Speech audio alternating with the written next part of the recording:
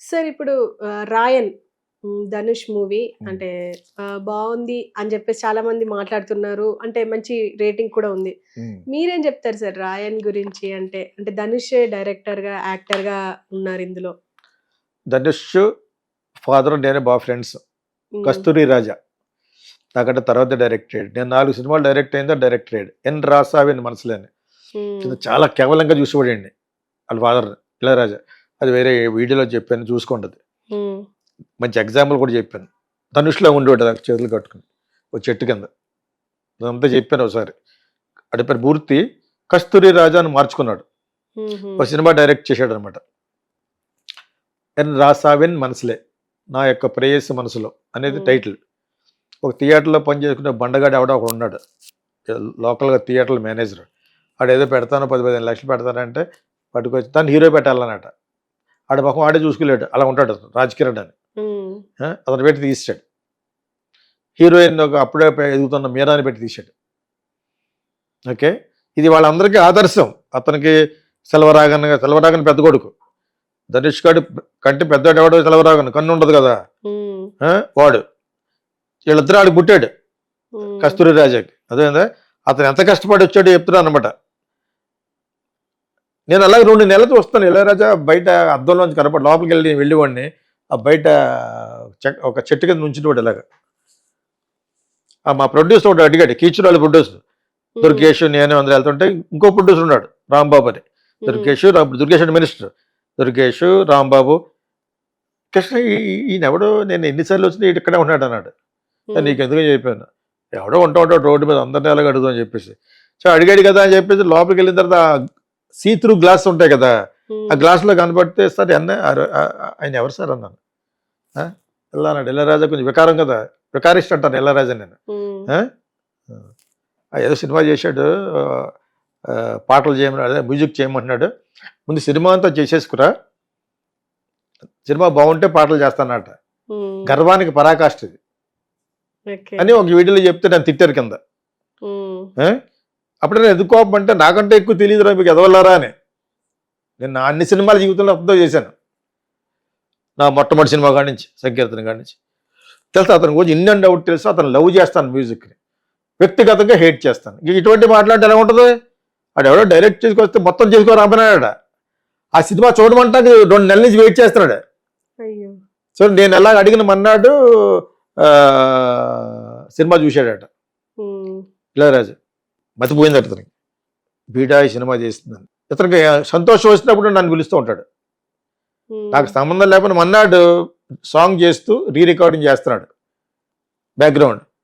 ఇద్దరు కళ్యాణం అని ఒక ఉండేవాడు చచ్చిపోయాడు అతను. ఇతను డేట్లు చూసేవాడు. అంటే నాకు మా ఇంటికి ఫోన్ చేసి అప్పుడు మొబైల్స్ లేవు కదా! మా ఇంటికి ఫోన్ చేసి సార్ మిమ్మల్ని ఏమంటే రమ్మంటారు అన్నాడు. నా నా రికార్డింగ్ కాదు ఎందుకు రమ్మన్నాడు తెలియదు సార్ అన్న. అప్పుడు నేను కాలేజ్కి మిల్లికి వెళ్ళాను. కోడంబాకం టీ నగర్ నుంచి కోడంబాకం వెళ్ళి థియేటర్ ప్రసాద్కి వెళ్ళాను. హ్మ్. పరు చూడు అన్నాడు ఇళయరాజా నన్ను. అంటే నాకు నేను కొంచెం బాగా దగ్గరగా కావాల్సిన వాడిని. నాకు గర్వం అని అంటాడు మళ్ళా. అంతకని నేనే రావాలి. చూశాను కింద ఒక చిన్న బింది మీద ఎవరో మీనా పైకెక్కి అటుకు మీద తీస్తూ ఉంటుంది. కడుపు ఉంటుంది 4 నెలల కడుపు.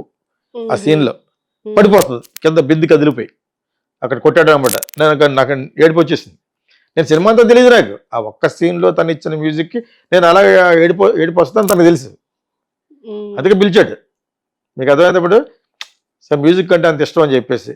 అప్పుడు పాట చేయిపిస్తాను రేపు ఎల్లుండరా. అతను చేసే పాటలన్నీ అన్నీ బాగున్నాయి. Super hit cinema.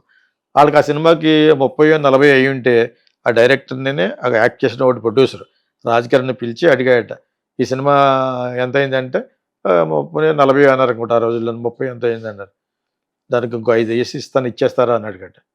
మహాప్రభు అని ఇచ్చారు వాడికి. ఇతనికి 5 రెట్లు వచ్చిన తర్వాత. హుహు. ఆళ్ళు సేఫే. ఆ విధంగా డైరెక్టర్ అయినవాడే ధనుష్‌లాగా ఉండేవాడే కస్తూరి రాజా. కస్తూరి రాజా కొడుకు ధనుష్. సేమ్ ధనుష్‌లా ఉండేవాడు.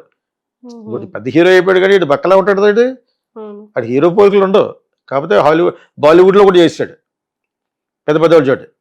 ఆ! లక్ అంతే. రజనీకాంత్‌కి అదే. అల్లుడే అయిపోయాడు. బయటకు వచ్చాడు. ఒక 40, 50 కోట్లు తీసుకున్నాడు. ఒక బ్యూటిఫుల్ హౌస్ కట్టాడు. ఇక్కడ పోయిస్ గార్డెన్ అని రజనీకాంత్ వీళ్ళందరూ ఉంటారు అక్కడ. హ్మ్. జయలలిత జయలలిత పెద్ద బిల్డింగ్ పోయిస్ కట్టిన మంచి మంచి ఏరియా అనమాట. అక్కడ మంచి బిల్డింగ్ కట్టాడు. అది ఇప్పుడు టాక్ ఆఫ్ ద టౌన్ అయిపోయింది. కట్టేటోడు ఒక 100 కోట్లు పెట్టి కట్టి ఉంటాడు. సినిమాకి ఒక 40-50 కోట్లు తీసుకున్నాడు. అసలు మన డైరెక్టర్ దగ్గర కూడా సినిమా చేస్తున్నాడు. మరి ఆ సినిమాకి హెల్ప్ చేయాలి. అదేదో కుబేరా అనే సినిమా వేస్తున్నాడు. ఈ సినిమా హెల్ప్ చేస్తే దానికి బిజినెస్ అవుతుంది. అవుద్ది. ఇక్కడ సినిమా ఇందులో నేను విన్నది ఏంటంటే, నేను రివ్యూ చెప్పను కానీ, రివ్యూ చూడలేదు ఇంకాను, చూసినా వెంటనే చెప్పను, సినిమా దెబ్బ రాదుకోకూడదు కాబట్టి. నేను చదివిన 2-3 ఈ క్వశ్చన్ అడుగుతానని చెప్పే కాబట్టి 2-3 సార్లు చదివాను. కథ మామూలుగానే ఉందట. అన్యాయం జరిగిన వాళ్ళకి న్యాయం చేయడం, ఎన్ని బ్యాట్మ్యాన్ కాన్సెప్ట్ అంటానమాట నేను. బ్యాట్మ్యాన్ అనే సినిమా వచ్చింది, క్రిస్టోఫర్ నోలన్ ఉంది. ఎక్కడ ఎవడో తెలియదు. దట్ స్పైడర్ మ్యాన్, బొంగు మ్యాన్, ఆ మ్యాన్ నచ్చినాయి కదా. ఒక బూగి మ్యాన్ కాకుండా బూగి మ్యాన్ ఉత్తర చంపేస్తూ ఉంటాడు. ఈ బ్యాట్మ్యాన్ ఎందుకు చంపుతాడంటే, ఎక్కడ నీకు అన్యాయం జరుగుతుంది, ఒక అమ్మాయిని ఏడిపిస్తూ ఉంటారు, అక్కడి నుంచి దిగుతాడు ఫస్ట్. ఎలా దిగుతాడు అనేది అంతే, ఎవరికి దేవుడు తీరేది. మంచి డైరెక్టర్ అతను. సో ఆ కాన్సెప్ట్ ఏంటంటే, హీరో అనేవాడు ఏంటి, అన్యాయాలు జరుగుతున్న చోట చిన్నప్పటి నుంచి వస్తున్నాయి చిరంజీవి సినిమాలు, రజనీకాంత్ సినిమాలు, ఇవన్నీ ఆ విధంగా అటువంటి కథలే అట్టది న్యాచురల్గా తీసాడట. న్యాచురల్గా అంటే మామూలుగా ఇప్పుడు మిర్జాపూర్ ఉంది సీరియల్, న్యాచురల్గా ఉంటుంది. అది ఏముండదు అందులోనూ, బిల్డింగ్లు అయిన ఓల్డ్ బిల్డింగ్లు, ఆ విధంగా న్యాచురల్గా బాగుంది. ఇది కథ మట్టుకు మామూలే. ఒక డైరెక్టర్గా కూడా ప్రూవ్ అయ్యాడు ఇందులో. వాళ్ళ ఫాదర్ ఎలాగైతే కష్టపడి అయ్యాడో, ఇతను అంటే డబ్బు ఉన్నవాడు కాబట్టి ఇప్పుడు అయ్యాడు. వాళ్ళ ఫాదర్కి రూపాయి కూడా లేదు అప్పుడు. వాళ్ళ ఫాదర్ పెద్ద ఆదర్శం వీళ్ళందరికీ. తర్వాత మన ప్రొడ్యూసర్ జయకృష్ణ ఇల్లు కూడా కొనేసాడు అతను. ఎవరు, కస్తూరి రాజా. మీకు అర్థమైంది ఇప్పుడు. అంటే మా ఇద్దరికి చాలా సాన్నిహిత్యం ఉంది. నేను ఇళయరాజా మాట అనుకున్నప్పుడు కూడా ఉన్నాడు దగ్గర. మీ ఇద్దరు వచ్చి గొడవపడ్డాం మెడ్రాస్లో టైం సినిమాకి. అప్పుడు పక్కన లెగిసి పారిపోయాడు. మధ్య నేను ఎందుకని కూర్చున్నాడు, ఎదురుకుండా అరవండి పెట్టి ఎదురుకున్నాను. నేను గట్టిగా మాట్లాడితే పక్కన ఎవరు ఉంటారు, బేకర్లు అయిపోతారు. అంత గట్టిగా మాడతాను నేను. అది ఇండస్ట్రీలో చాలామంది తెలుసు. అది తప్పకి పారిపోయాడు వాళ్ళ ఫాదర్. అతను కష్టపడి ఆ సినిమా తీసి ప్రూవ్ చేసిన తర్వాత 5-6 సినిమాలు తీశాడు. 5 అతను 15-20 సినిమాలు తీశాడు. తర్వాత కొడుకు పైకి వచ్చారు. సెలవరాగా ఉన్నవాడి పైకి వచ్చాడు. ఈయన్ని పెట్టి సినిమా తీశాడు. దరిద్రంగా ఓడిపోయాడు. వాడు మన ధనుష్ కాదలు కొండ అనేది సినిమా ఒకట. అది నేను నా వైఫ్ ఎక్కడో తీసాను. ఆ బీచ్లో ఒక మంచి థియేటర్ ఉంటే ఆ థియేటర్కి వెళ్ళాం అనమాట. మహాబలిపురం దారిలో అనమాట. అతను కూడా చేశాడు. ఈ కుర్రోడు కూడా అది మనం అరెస్ట్ చేసాడు ఇక్కడ. ఈ సత్యనారాయణ కొడుకు. నేను ఆ సినిమా పాపం వీడికి వర్కౌట్ అవ్వలేదు కానీ అది అయితే ఫంటాస్టిక్. అందులో అమ్మాయినే వాళ్ళ అన్నయ్య చేసుకున్నాడు పెళ్ళి. మీకు అర్థమైందా? ఎన్నోసారి సబ్జెక్ట్ చెప్పి ఇప్పుడు డైరెక్టర్గా ఇది క్లిక్ అయ్యాడు కాబట్టి I congratulate mister Dhanush as a director also.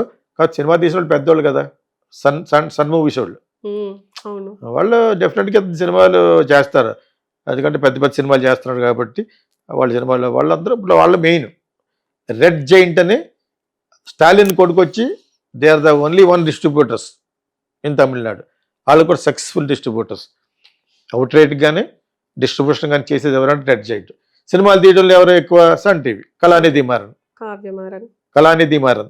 దయానిధి మారన్ వచ్చి పార్లమెంట్లో కూర్చుంటాడు. నాకు అతను బాగా ఫ్రెండే. నా సినిమా నాళ్ళే కొన్నారు, కాఫీ బార్. ఒకటే కదా 2-3 కొన్నారు. అతను నాకు హెల్ప్ చేశాడు తమిళ వెర్షన్ కొనడానికి. దయానిధి మారన్ కళానిధి తర్వాత పరిచయం చేశాడు అంతే నాకు. పెద్ద సంస్థ అది. ఆ పెద్ద సంస్థ కాబట్టి వీళ్ళు ఇతను తీసిన సినిమా కూడా బాగా డైరెక్ట్ చేశాడు కాబట్టి ఇప్పుడు ఫస్ట్ నేను చూసిన రివ్యూస్ ఏంటంటే డైరెక్టర్గా బాగా ప్రూవ్ అయ్యాడు. కథ మట్టుకు మామూలే అని విన్నాను. మామూలు కథనే. మామూలు కథ అంటే చెప్పే కదా, బ్యాట్మ్యాన్ కాన్సెప్ట్ అంటారు. ఎక్కడైనా అన్యాయాలు జరుగుతుంటే వాళ్ళు న్యాయం చేయడం. మీకు అర్థమైందా? మరి చెప్పే విధానం ఉంది కదా, ట్రీట్మెంట్ ఆఫ్ ద ఫిల్మ్ అంటారు దాన్ని. అది చాలా బాగా చేసి ఉంటాడు. ఈ మధ్యలో తన వ్యక్తిగత జీవితాల్లో కొన్ని డిస్టర్బెన్స్ ఉన్నా కూడా మనోటి చాలా బాగా చేశాడని అందులో 2-3 నువ్వు పంపేవి కానీ అది కాకుండా 2-3 చదివాను నేను. డైరెక్ట్గా గూగుల్కి వెళ్ళి కూడా చదివాను. Is proven as a good director అన్నాడు. But he is a good director. We wish him all the best mister Dhanush.